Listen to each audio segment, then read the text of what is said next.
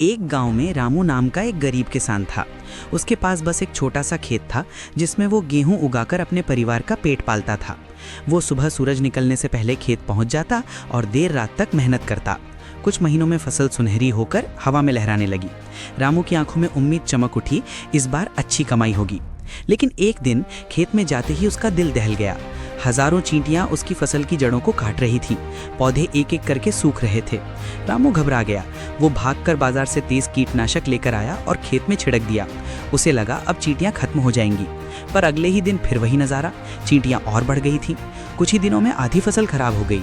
रामू निराश होकर खेत के किनारे बैठ गया। आंखों से आंसू बहने लगे।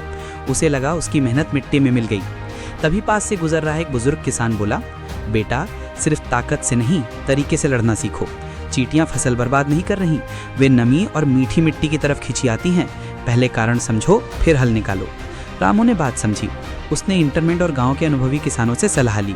उसने खेत के चारों ओर चूने और हल्दी की लेयर बनाई। कुछ प्राकृतिक चीजें मिलाकर मिट्टी में डाली, जिससे चींटियां बिना नुकसान पहुंचाए खुद ही दूर होने लगी। कुछ हफ्तों में खेत फिर से हरा भरा हो गया। इस बार फसल पहले से भी अच्छी निकली। रामू मुस्कुराया और बोला, मेहनत ज़रूरी है, लेकिन समझदारी और धैर्य साथ हों तो ही सफलता मिलती है। अगर आपको ये कहानी पसंद आई हो तो वीडियो को लाइक और चैनल को सब्सक्राइब करना मत भूलना।